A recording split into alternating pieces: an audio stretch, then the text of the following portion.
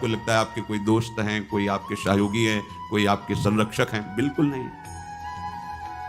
बाहरी सब कुछ हो सकता है, आंतरिक रक्षा करने वाला केवल श्री कृष्ण है, दूसरा नहीं है। सच्ची मानिए उन पर बड़ी कृपा है। जिनको पग पर धोखा मिलता है, प्रतिकूलता मिलती है, तो उनको असलियत समझ में आ जाती है, फिर वो सत्य की तरफ मुड़ते हैं, उन्हें साधु समागम मिलता है और वो सत्य में प्रतिष्ठित हो जाते हैं। आज से हमें यह समझना चाहिए कि भगवत कृपा पात्र हैं। अब हमारी दुर्गति नहीं हो सकती, क्योंकि प्रभु की कृपा किसी निमित्त को लेकर के नहीं हुई है, अहेतु की कृपा है। तो अब हमारे कल्याण में कोई संशय नहीं। सच्ची मानिए, ये विश्वास करोगे तो हो जाएगा। विश्वास करो, ये जादू की बात है। मेरा कहां कल्याण होगा, मैं तो गृहस्थ हूं, मैं विषयों में फंसा हूं, मैं दुर्गति पक्की है। नहीं, कुछ भी हो, मेरे में सामर्थ्य तो नहीं, मैं तो अधम हूं, नीच हूं, पर मेरे प्रभु बड़े कृपालु हैं। मेरा निश्चित इस जन्म में कल्याण हो जाएगा, पक्का हो जाएगा। आप विश्वास कीजिए। आप हर समय अपने भाग्य को सराहिए।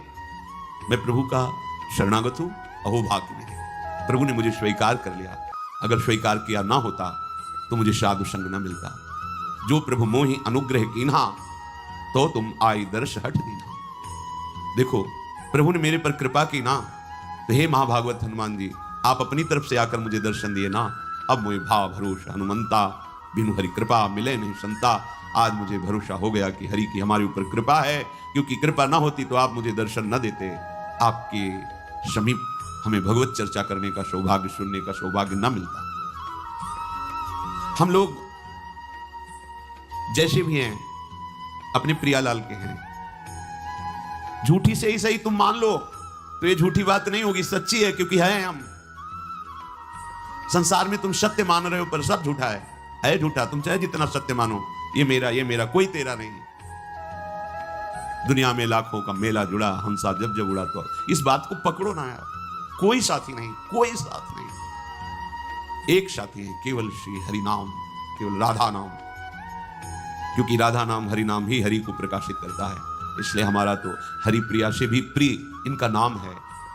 इनसे भी ज्यादा महत्व इनके नाम में हमें देना है, क्योंकि नाम से ही इनका परिचय, नाम से ही हमारा संबंध दृढ़ होता है। झूठी भी हम मान लें कि हम प्रियालाल के हैं, तो झूठा नहीं होगा, वो सत्य, क्योंकि हम हैं उनके। आप झूठ से भी इच्छा करने लगो, इच्छा नहीं भगवत दर्शन की, पर झूठ से भी करने लगो, अब तो कल्याण हो जाए इसी जन्म में, अब तो प्रियालाल मिल जाए इसी जन्म में। वो मिल जाएंगे। झूठा खेल है, सांचा होए, क्योंकि ये सांचा खेल है। इसमें नाटक भी करे भक्ति का, तो भगवान कृपा करके उसे सच्चा भक्त बना देते हैं। बस आश्रय ले ले भगवान का। झूठा भी रोए, झूठा भी गाए, झूठा भी भाव से लगे, सच्चा भाव नहीं है, पर प्रभु देखते हैं ना कि मेरे में लगना चाहता है, मेरा आश्रय लिए, तो उसे सत्य भाव से युक्त कर देते हैं, उसकी भावना सत्य कर देते हैं। पूज्य श्री राधा बाबा कह रहे हैं, मेरा अनुभव है, संतों के अनुभव को समझना चाहिए। प्रभु से केवल एक ही प्रार्थना करो यदि, कि मुझे आपकी अखंड स्मृति प्राप्त हो, निरंतर भजन, आपसे प्रेम। तो प्रभु इस याचनाओं को कभी नहीं ठुकराते। आप एक प्रार्थना करें, मेरा भजन बन जाए प्रभु, निरंतर आपका भजन, आपकी स्मृति में मगन रहूं, आपके चरणों में प्रेम हो जाए। तो इस बात की पूर्ति प्रभु उसी समय प्रार्थना करते ही शुरू कर देते हैं, पर हम अज्ञानी इसलिए जान नहीं पाते। क्या? जब इस बात की पूर्ति में लगेंगे तो जहां जहां हमारी स्मृति, जहां जहां हमारा संबंध है, जहां जहां हमारा राग है, वो मिटाना शुरू करते हैं। तो फिर प्रश्न आ जाते हैं कि जब से भजन शुरू किया तब से विपत्तियां आ गई, लोग हमारे को प्रेम नहीं करते, वो नफरत की दृष्टि से देखते हैं, अमुक अमुक अमुक। ये वही तो हो रहा है जो आपने मांगा है। प्रभु से प्रेम करने के लिए हमें सर्वात्म वृत्ति चाहिए, और हमारी वृत्तियां फैली हैं, तो हमारे राग का वो नाश करके उन वृत्तियों को अपने में लगा रहे हैं, और वो भजन छोड़ देता है, वो सतमार्ग छोड़ देता है। कि जब से शुरू किया तब से घाटा, लोगों का अपमान, परिवार में कोई प्यार नहीं करता, और एक दो अगर पधार गए तो फिर तो और पुष्ट हो गया कि बड़ा अनिष्ट मार्ग है, भगवत मार्ग नहीं चलना। देखो, जब भगवान से तुम प्रेम मांगोगे तो प्रेम तभी होता है जब अनन्यता आती है। तो आप अनन्य बन नहीं पा रहे, तो आपको अनन्य बनाएंगे। वो अन्य का अपहरण करके ही तो अनन्य बना जाता है, और जब अन्य का अपहरण होने लगा तो आप चिल्लाने लगे, ये क्या, ये क्या? तो मांगा क्या था? हे प्रभु, निरंतर भजन हो, आपसे प्रेम हो, वही तो कर रहे हैं। नहीं, ये नहीं चाहिए तो फिर मांगो संसार के भोग सामग्री, फिर ये बात नहीं आएगी। ये बात नहीं है। संसार के भोग जन्म जन्मांतरों में कभी फिर कृपा होगी, तब यही होगी, तब यही कृपा होगी। कोई तुम्हें पूछने वाला नहीं रहेगा। भक्ति के मार्ग में जब चला जाता है तो भगवान सहयोग करके ऐसी स्थिति देते हैं कि कोई प्यार नहीं करता, सच्ची में कोई प्यार नहीं। जब आपके अंदर विवेक होगा और झांक के देखोगे तो उसकी स्वार्थ और वासना झलकती नजर आएगी, जो आपको कह रहा मैं आपको बहुत प्यार करता हूं। जब जांच करके देखो तो उसका अपना सुख, उसका अपना स्वार्थ नजर आता है, प्यार नजर नहीं आता। प्यार होता है जिससे हम प्यार करते हैं उसको सदैव सुख प्राप्त हो, कभी स्वप्न में भी दुख प्राप्त ना हो, ऐसा केवल भगवान, दूसरा कोई नहीं। अन्य कामी यदि करे कृष्णेर भजन, कृष्ण तारे देन स्वचरण। कृष्ण कहे आमाय भजे, मांगे विषय सुख, अमृत छाणी मांगे विष, यही बड़ मूर्ख। आम विज्ञ यही मूर्ख, विषय सुख केन, दिव तव चरण दिया विषय सुख भुलायु। जो अन्य कामना से हमारे प्रभु का भजन करते हैं तो प्रभु कृपा करके उसे अपने चरणों में प्रेम देने की चेष्टा करते हैं। भक्तों का संग, नाम, गुण, कीर्तन आदि के द्वारा उसे आगे बढ़ाते हैं। प्रभु कहते हैं जो मेरा भजन कर विषय सुख मांगते हैं बड़े मूर्ख हैं, ये अमृत छाण कर विष मांग रहे हैं, कैसे इनको दूं? ये बड़ी मूर्खता है जो प्रभु का भजन करके संसार के धोखेबाज विषय मांगे हम, पद प्रतिष्ठा मांगे हम, ये अमृत छाण मांगे विष, यही बड़ मूर्ख। ये बड़ी मूर्खता है। अमृत छाण करके हम विषय सुख मांग रहे हैं। देखो, सबसे बड़ा पद इस सृष्टि में आज तक किसी को मिला है तो ध्रुव जी को मिला है। ध्रुव जी अटल पदवी को प्राप्त हुए। तो जब भगवान श्री हरि सामने आए और ध्रुव जी को वरदान दिया अटल पदवी का, तो ध्रुव की आंखों में आंसू आ गए और हृदय में जलन पैदा हो गई। ये मैंने क्या मांगा? ऐसे सौंदर्य माधुर्य निधि प्रभु के चरणों की सेवा ना मांगकर, इनका प्रेम ना मांग करके मैंने अटल पदवी मांगी। उसी समय उन्होंने प्रभु से प्रार्थना की कि हे अनंत, हे भगवान, तो ही भगवत वासुदेवे मुहु निरंतरम भक्तिम प्रेम प्रवहताम सात्येन कुर्वताम अमलाशयानाम अमल आशयो एषाम ते अमलाशयाः निर्मलांतः करणानाम महताम सताम प्रसंगः मे मम भूयात् एन भगवत गुण कथामृत पानमत्तः भवतो गुणानाम। हे प्रभु, मेरे से चूक हो गई। मेरे अंदर कामना थी कि मैं ऐसा पद प्राप्त करूंगा जो हमारे पिता और पितामह को भी नहीं। प्रभु, ये चूक इसलिए हो गई कि बहुत काल तक आपके प्रेमी संतों का संग नहीं मिला। इसलिए हे अनंत, हे भगवान, भक्ति मुहु प्रवहताम त्वयि में प्रसंगो भूयाद अनंत महताम अमलाशयानाम एनांजसोल्वण मुरु व्यसनम भवाब्धिम निश्चय भवद गुण कथामृत पानमत्तः। प्रभु, जो आपके नाम जप में, आपकी लीला कथा कहने सुनने में मत हैं, ऐसे अपने प्रेमी संतों का मुझे संग दे दो। मुझसे जो चूक हुई, क्या चूक हुई? ये जो अटल पदवी मिली। देखो, जलन हो रही हृदय में कि मैंने अटल पदवी क्यों मांगी, प्रभु की दासता क्यों नहीं मांगी।